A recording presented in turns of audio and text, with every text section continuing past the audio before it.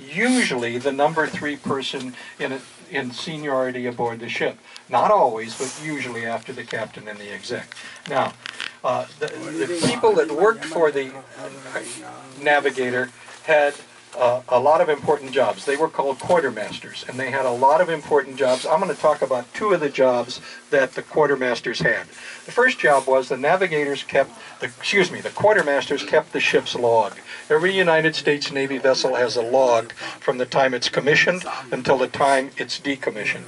It's sort of like a ship's diary, all right?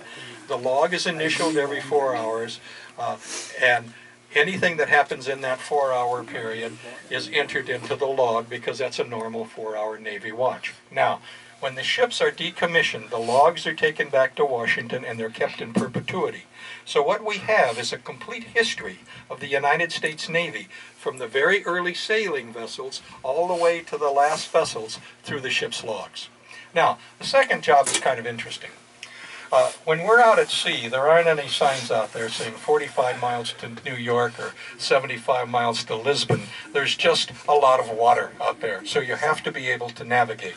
The way navigation has been done for centuries, and still being done, is the quartermasters would go out in the morning and the evening with this instrument called a sextant. And that is actually a sextant right behind these 2 ladies right here. That black object is the sextant, all right?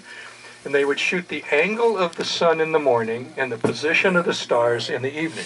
Get that information, come back in, refer to a series of reference books, and get the ship's precise position. That's called the fix. From the fix, they would plot the ship's course and speed, and that's called dead reckoning. And they would dead reckon until they get another fix. And that's just dandy when the sun's shining. But a lot of times at sea, it's cloudy, it's rainy, and you can't get a fix. But a good quartermaster, even after 3 or 4 days, barring a typhoon, can be very, very close to where the ship really is. And that's great until you have to get into a harbor. Being close to the harbor entrance doesn't hack it. You have to be in the harbor entrance. And this is Geometry 101 for anybody that's young enough to still having to be taking geometry. But you have a lighthouse here and a beacon here. Those are known geographic positions. You can triangulate between those positions and then go into the harbor. What do we use today? GPS, like everybody else in the world.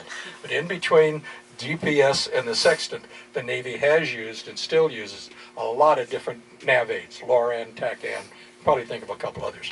On the back bulkhead or back wall is some interesting equipment.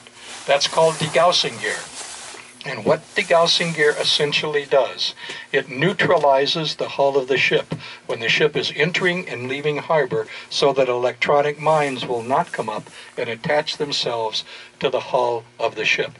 All large U.S. Navy vessels, cruisers and above, have degaussing gear built into our hulls, all right? The smaller ships like the frigates, their hulls aren't strong enough, so they have to have the work done at the Navy Yard. But the big ships like this, that's built right into the hull. Now, I'm going to draw your attention to this chart over here. Not all of you can see it, but I will explain it.